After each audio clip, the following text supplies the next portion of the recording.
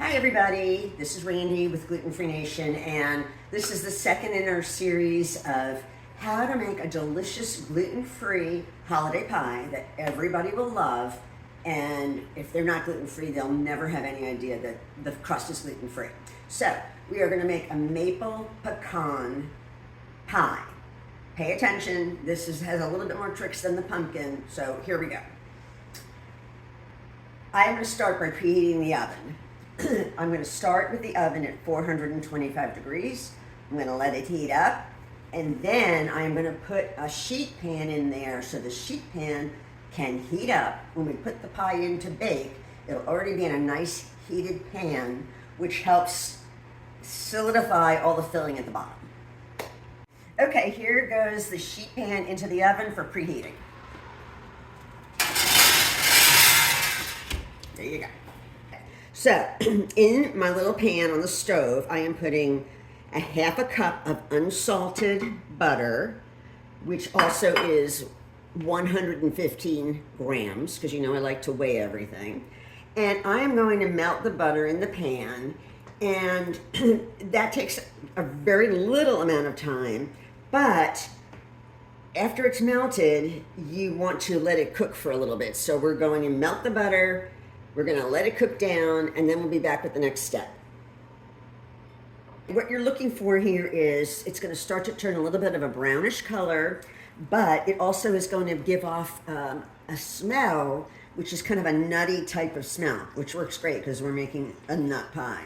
So I'm just going to stick my face in there, and I smell that really good aroma. It's delicious. That's how you know that your butter is ready for the next step. Don't use the microwave. That does not do what you need it to do. You need to cook down the butter. This is an essential part of the pie. Okay, next step, we are now going to add to the melted butter a 1/4 cup of maple syrup. Please use good quality maple syrup.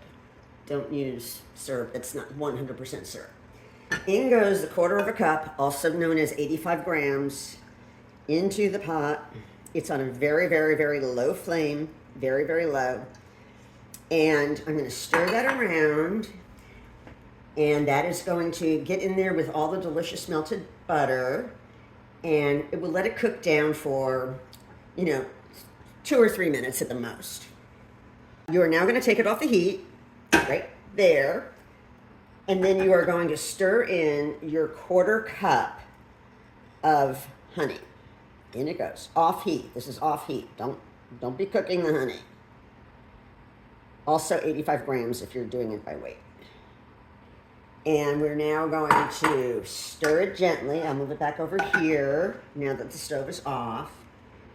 And let it meld together so you've got your butter, your maple syrup, and your honey all mixed together. And we'll be ready for the next step.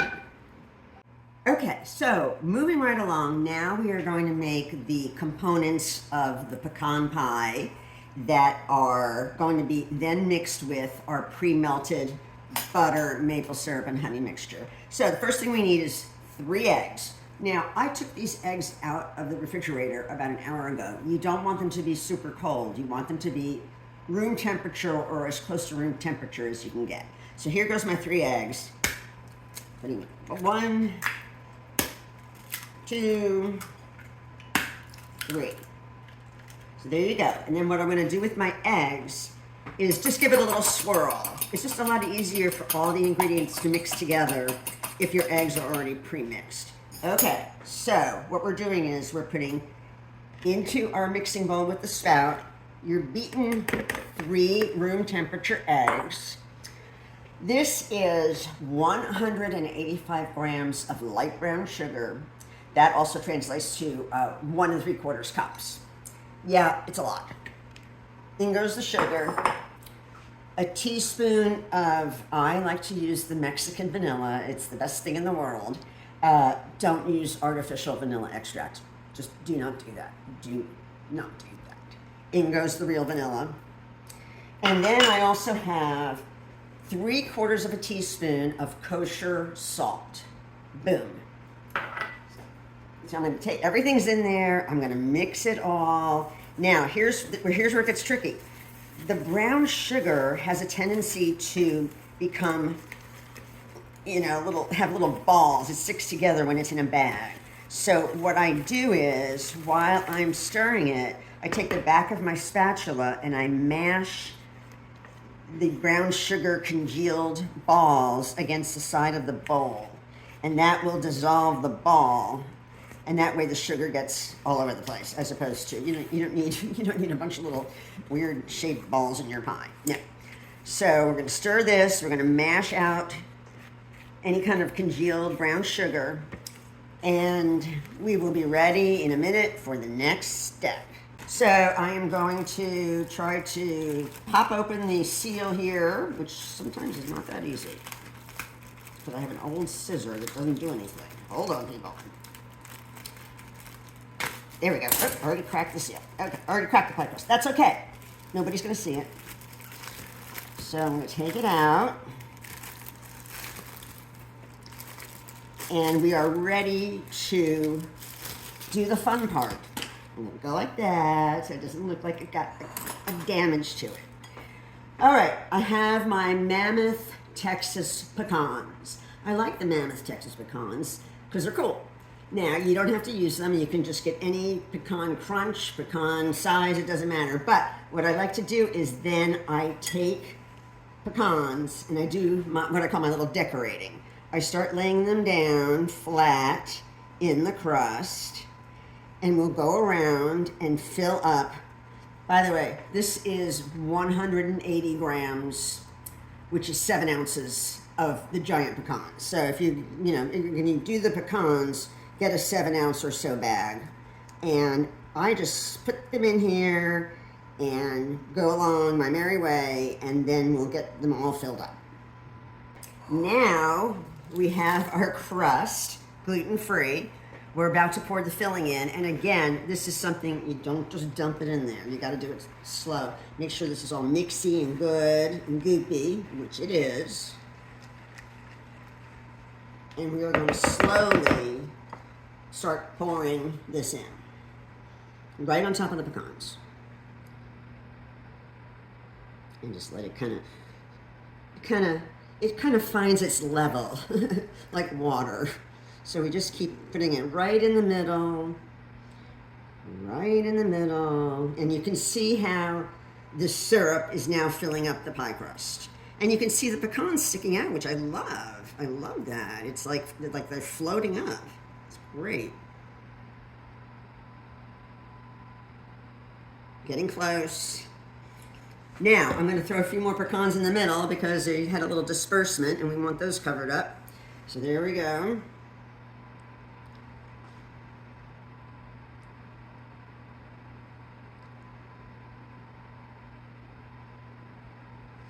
And your pie crust is now filled up. Ready to bake. On the gluten-free crust, the flours that we use to make the gluten-free pie crust don't brown quite as well as regular conventional wheat flours. So I like to put a little egg wash, which is nothing more than a raw egg beaten, and put a little water in there, like a tablespoon maybe, and do a little brushing of the egg wash on the exposed rim of the crust. That way it'll be nice and brown and everybody will say, wow, that is awesome. Okay, we are gonna get ready to put it in the oven. Okay, we're ready to bake, but remember, you put your sheet pan in the hot 425-degree oven, so don't reach in and grab it without oven mitts. I'm gonna take out the super hot sheet pan very carefully to make sure that, I don't have a catastrophe, and I'm now gonna put it right here. Now, what I like to do is I like to put down a lining of maybe parchment paper or something, because the syrup will start to bubble out of the pie, and then it will get on your sheet pan, and it won't burn, but it'll stick on there, and it's just a lot easier to just not have that kind of a mess. So I already have my piece of parchment paper. It comes out of a roll, and it's really rolly, so I swish it up a little bit to make it lay flat. Okay, so don't forget, that pan is hot. I'm going to take our ready to go into the oven pie and put it on top of, of the parchment paper, just like that. Get my mitts and put it into the 425 degree oven for 10 minutes. 10 minutes. Don't let it stay in there for more than 10 minutes because that's too hot. Here we go.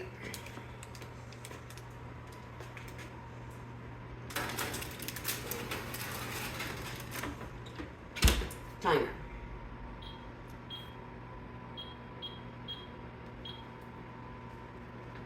Okay, we're gonna let it wait. Okay, the timer's going off. 10 minutes has gone by, so let me see if I can figure out a way to turn that off. And the pie has been in the 425 degree oven for 10 minutes. Now it has to go to a much lower temperature, either turning down the heat on this oven, or we're gonna put this pie in the oven that is 350 degrees. That's already preheated, so here we go. But we're gonna do this carefully because it's not set. And very carefully take it out. You can see how the crust is already turning a little brown. Close this up, open up the other oven, and now I'm gonna put it back in at 350.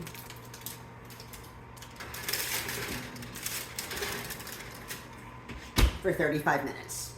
Okay, the timer has gone off, 35 minutes, and here comes your beautiful gluten-free maple pecan pie. Does that not look fabulous? Thank you for watching. I hope you enjoy the gluten-free maple pecan pie. You can get our pie crusts at H-E-B or via deliveredcold.com. And have a really great Thanksgiving. If you have any questions, send us messages. We will let you know what you need to know. Thanks.